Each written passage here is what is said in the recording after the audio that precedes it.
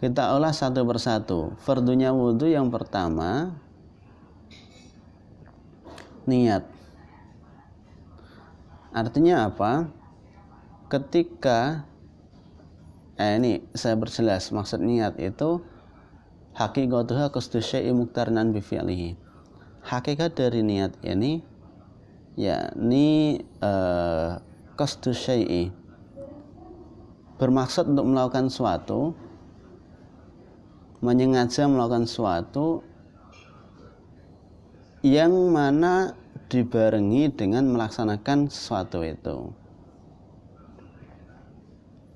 Saya dalam hati saya bermaksud untuk mengajar, kemudian saya juga membuka absen di kelas, membuka Google Meet karena ngajarnya online, maka itu dinamakan niat. Artinya apa yang terbesit dalam hati saya ini dibarengi dengan aktivitasnya. Beda sama azam. Beda kalau semisal saya punya di hati saya terbesit nanti saya akan mengajar, tapi pada waktu itu saya belum buka Google Meet, belum ngabsen, belum menyampaikan materi. Menyampaikan materinya nanti jam 10, maka ini namanya bukan niat tapi azam. Saya niat wudhu tapi basuh wajahnya nanti, itu enggak niat namanya, itu namanya azam. Kalau niat antara kerentak hati saya sama kegiatan basuh wajahnya itu harus bareng. Nah, dalam wudhu ini kita niatnya raf'il hadas, atau niat wudhu atau niat ibadatis sholah biasanya kita. Biasa yang niat yang kita pakai nawaitul wudhu'a li raf'il hadasil ashari fardan lillahi ta'ala. Itu udah cukup niat seperti itu. Saya niat wudhu untuk menghilangkan hadas kecil, fardu atau wajib lillahi ta'ala. Itu yang pertama. Jadi fardunya yang pertama niat.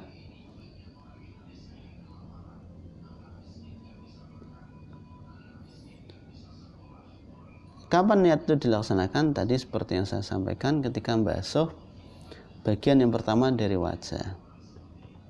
Kemudian yang kedua, fardunya wudhu yakni basuh wajah. Basuh wajah. Kok namanya wajah sih, Pak? Ini kenapa orang Arab menyebut sebagai wajah? Karena sumia bidzalika li'anna bi taqaul muwajahah.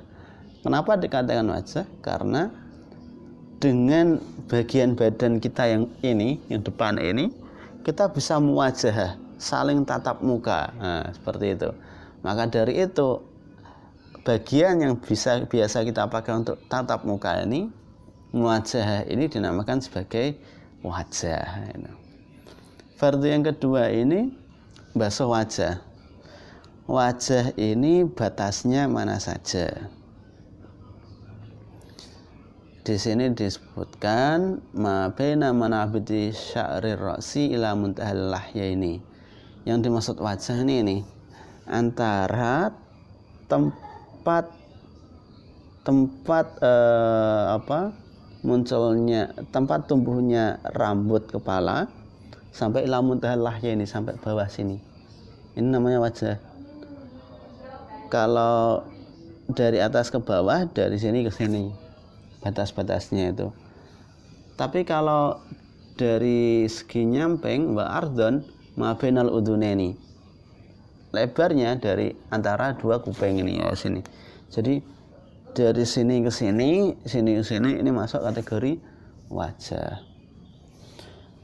Muncul pertanyaan ini, kalau kita semisal brewokan ya brewokan itu atau punya janggut, semisal janggut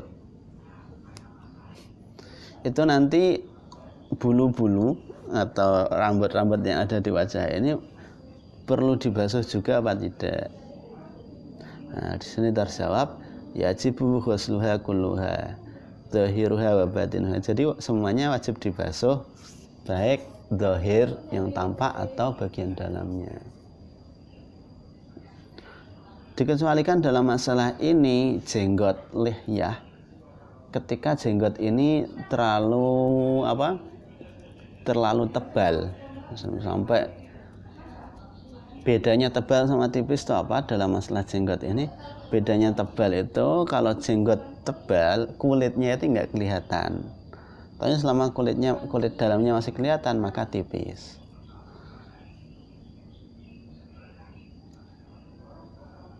Nah, ketika kulitnya ini kelihatan, artinya jenggotnya tipis, maka semuanya wajib dibasuh, semua bagian jenggotnya.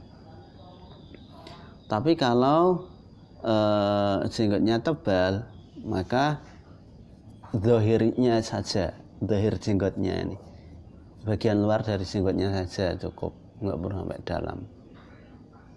Nah, inilah sebenarnya kemurahan yang diberikan oleh Islam gitu. Jadi, nek tebal, kalau tipis ya sampai dalam, ini nek tebal cukup. Ya, kita itu banyak dipermudah sebenarnya dalam ajaran Islam ini.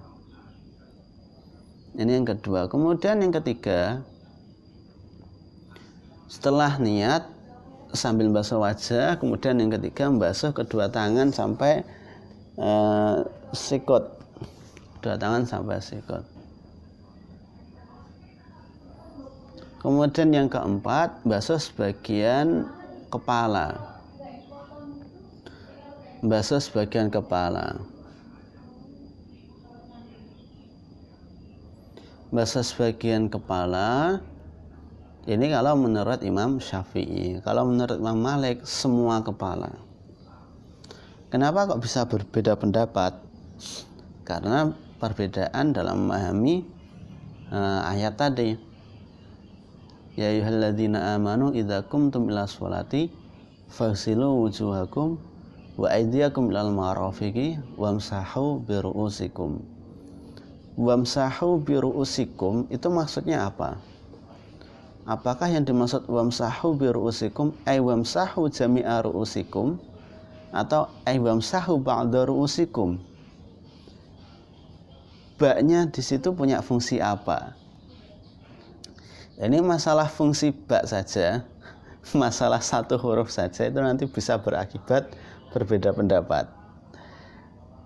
Kalau menurut Imam Syafi'i, ba pada wamsahu bi ru'usikum itu punya fungsi li ziyadah.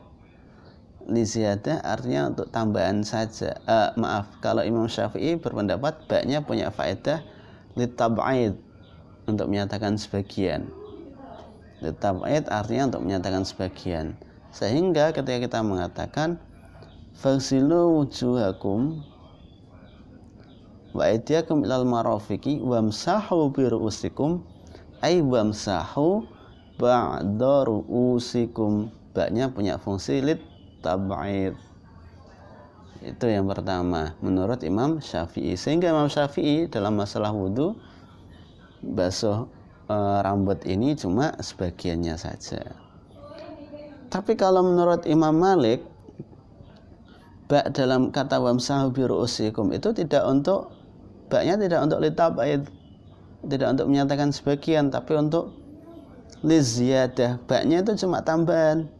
Sehingga wamsahu bi ru'usikum ay wamsahu ru'usakum. Ay wamsahu ru'usakum ay jami'a ru'usikum. Jadi ba-nya ziyadah berarti wamsahu bi ru'usikum ay wamsahu ru'usakum. Usaplah semua kepala kalian. Jadi niat sambil basuh wajah, basuh tangan, yang ketiga, yang keempat basuh sebagian kepala atau sebagian rambut kepala. Kemudian yang kelima, ghuslur rijlaini ma'al ka'baini. Ghuslur rijlaini ma'al ka'baini. Basuh atau ngusap ya, bukan basuh ya. Ini sekalian saya jelaskan, ada ghuslun, ada mashun. Kalau mashon ini artinya ngusap, kalau ghuslun artinya basuh. Bedanya apa? Kalau basuh atau ghuslun ini airnya itu harus sambil mengalir. Tapi kalau mashon airnya nggak harus mengalir. Artinya apa? Mashu ba'dir ra'si, ngusap sebagian rambut di kepala ini, cukup tangan ini sampai basahi, taruh di rambut ini, itu sudah cukup. Itu sudah cukup masuk kategori mashon. Tapi beda kalau ghuslun. Kalau ghuslun yadaini, basuh dua tangan, ya airnya harus dialirkan di tangannya ini. Nggak cukup tangan kita yang satu kita kasih air, kemudian kita taruh di tangan ini, nggak cukup. Harus airnya juga ngalir di tangan itu. Itu bedanya mashon sama ghuslun.